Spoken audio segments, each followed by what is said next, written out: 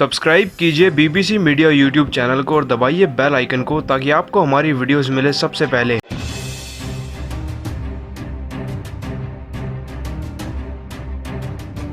दोस्तों, अगर आप भी ऋषभ पंत को एक बेहतरीन कप्तान मानते हैं तो वीडियो को लाइक जरूर कीजिएगा।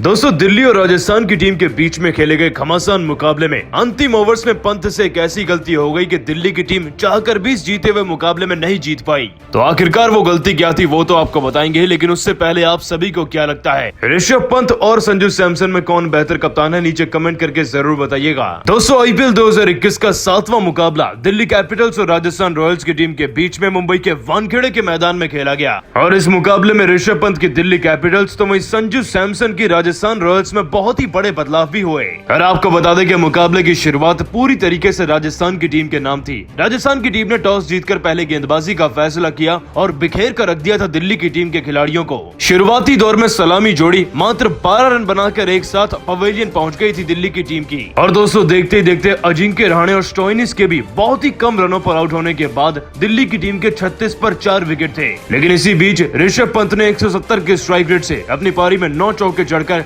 जैसे तैसे टीम के लिए अर्धशतक जड़ दिया था। और ऋषभ पंत के इसी 51 रनों की बदौलत दिल्ली की टीम के स्कोर को आगे बढ़ने की एक नई ताकत मिली। उनके साथ साथ ललित यादव ने 20 रन और टॉम करन के 21 रनों की बदौलत दिल्ली की टीम 147 तक तो पहुंची गई थी। ऐसा लग रहा था दोस्तों कि राजस्थान की टीम तो 90% मुकाबले को पहले से ही जीत चुकी है। लेकिन फिर दिल्ली की टीम ने अपनी गेंदबाजी से जो किया उसका ख्याल तो राजस्थान की टीम के खिलाड़ियों को अपने सपने में भी नहीं आया होगा, क्योंकि दोस्तों गेंदबाज क्रिस वॉक्स ने अकेले सलामी जोड़ी को आउट कर दिया था। जॉस बटलर 2 रन तो वहीं मनन वोरा तो 9 रन पर आउट हो गए थे।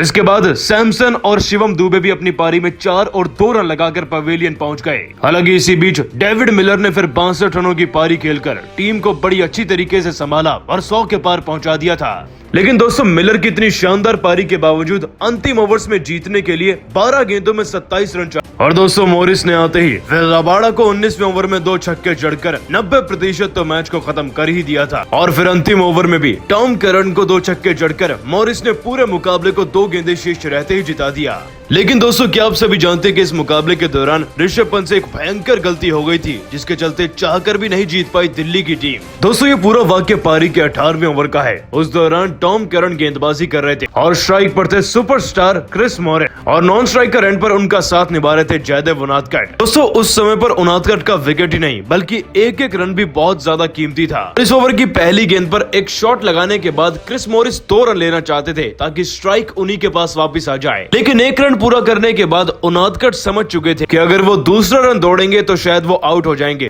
इसीलिए उनादकट आधी पिच से स्ट्राइकर एंड की तरफ दौड़ते हुए वापस चल दिए। लेकिन इससे पहले कि दोस्तों उनादकट का बल्ला स्ट्राइकर एंड की क्रीज पर रखा जाता, गेंद पंत के पास पहुंची गई थी। ऋषभ पंत ने दस्तानों को विकेट में तो दे मारा, लेकिन उनके दस्तानों में गेंद फंसी ही नहीं। मतलब कि केवल ऋषभ पंत के दस्ताने ही विकेट्स पर टच हुए थे और बेल्स उन्हीं के कारण गिरे थे। इस पूरे वाक्य के बाद ऋषभ पंत भी जानते थे असलियत क्या है, शायद तभी उनके चेहरे पर इतना ज्यादा गुस्सा आ चुका था।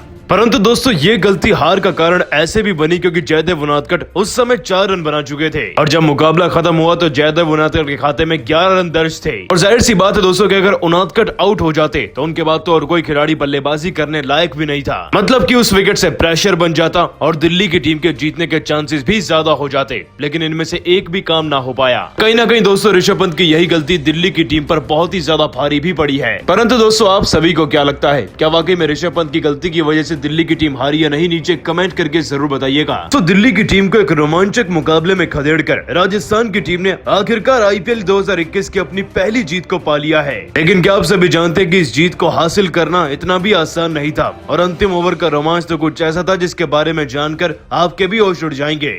लेकिन उससे पहले दोस्तों, आपकी नजर में कौन एक बेहतर कप्तान है, ऋषभ पंत या संजू सैमसन? नीचे कमेंट करके जरूर बताइएगा। दोस्तों, आईपीएल 2021 का एक और बेहद ही रोमांचक मुकाबला दिल्ली और राजस्थान की टीम के बीच में मुंबई के वानखेड़े में खेला गया। आपको बता दें कि दोनों ही टीमें बहुत ज्यादा ताकतवर हैं और आईपीएल 2021 के खिताब को भी जीतने का दम रखती हैं। लेकिन खास बात तो यह है कि दोस्तों दोनों ऋषभ पंत और संजू सैमसन पहली बार अपनी टीम की कमान को संभाल रहे हैं। खैर, अगर इस मुकाबले की बात करी जाए तो आपको बता दें दोस्तों कि संजू सैमसन ने टॉस जीता और राजस्थान की टीम के लिए पहले गेंदबाजी का फैसला किया। और गेंदबाजी में राजस्थान की टीम की शुरुआत काफी ज्यादा उम्दा थी। जयदेव उनादकट ने दिल्ली की टीम के टॉप 3 बल्लेबाजों को अकेले ही आउट कर दिया था, जिनमें पृथ्वी शॉ 2 रन, शिखर धवन 8 रन तो वहीं रहाणे 9 रन बनाकर आउट हो गए थे और आगे चलकर तो स्टोइनिस 0 पर आउट हुए। हालांकि फिर दिल्ली की टीम के बल्लेबाजी क्रम के भार को संभालने के लिए कप्तान ऋषभ पंत मैदान में आ चुके थे। दोस्तों ऋषभ पंत ने आते ही मैदान में चौके जड़ने शुरू कर दिए। किसी के आउट होने का उन पर कोई भी असर नहीं दिख रहा था और शायद इसी वजह से लगभग 160 के स्ट्राइक रेट से 9 चौके जड़कर मात्र 32 गेंदों में अपना अर्धशतक पूरा कर लिया था।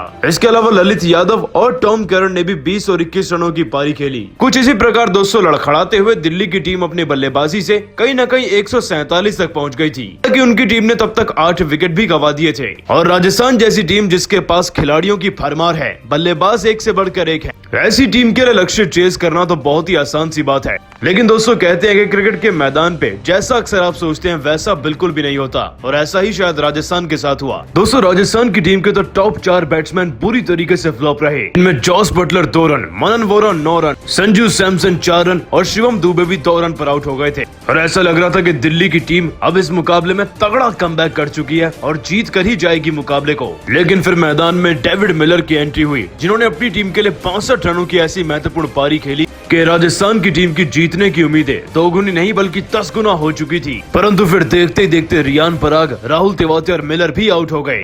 लेकिन फिर आए मैदान में क्रिस मॉरिस और आते ही 200 मॉरिस ने चौके और छक्कों की बरसात ही कर दी और पूरा मुकाबला तो जब पलट गया जब रबाड़ा को क्रिस मॉरिस ने एक ही ओवर में 2 छक्के जड़कर पूरे मैच को लगभग खत्म ही कर दिया था। लेकिन अभी तो दोस्तों आखिरी ओवर का रोमांच बाकी था। 6 गेंदों में जीतने के लिए 12 रन चाहिए थे राजस्थान को और अब असली आखिरी ओवर का रोमांच शुरू होने जा रहा था। लेकिन दोस्तों गेंदबाजी कराने आए टॉम करन, जिनकी पहली गेंद पर तो क्रिस मॉरिस 2 रन से ज्यादा रन नहीं ले सके।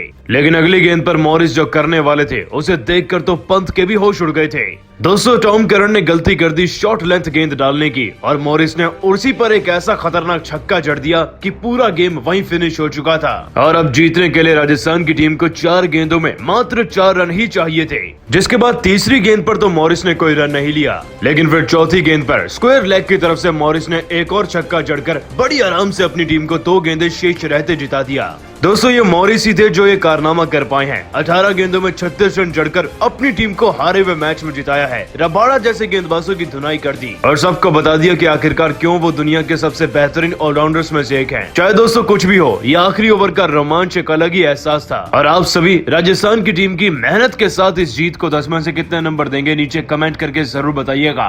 दोस्तों राजस्थान की टीम ने एक खतरनाक हाई स्कोरिंग थ्रिलर मुकाबले में दिल्ली की टीम को आखिरी ओवर में हराकर इतिहास ही रच दिया है। लेकिन कैसे अंतिम ओवर में मॉरिस ने हीरो बनकर टीम को जिताया वो तो आपको बताएंगे ही, परंतु आप सभी फिलहाल मॉरिस की बल्लेबाजी को 10 में से कितने नंबर देंगे नीचे कमेंट करके जरूर बताइएगा। आपको बता दें कि इस मुकाबले की शुरुआत हुई थी संजू सैमसन के टॉस जीतने के साथ। अपनी टीम के लिए टॉस जीतकर सैमसन ने बड़ी चालाकी से गेंदबाजी का फैसला चुना और उसमें सफल भी रहे, क्योंकि दोस्तों इससे पहले कि दिल्ली की सलामी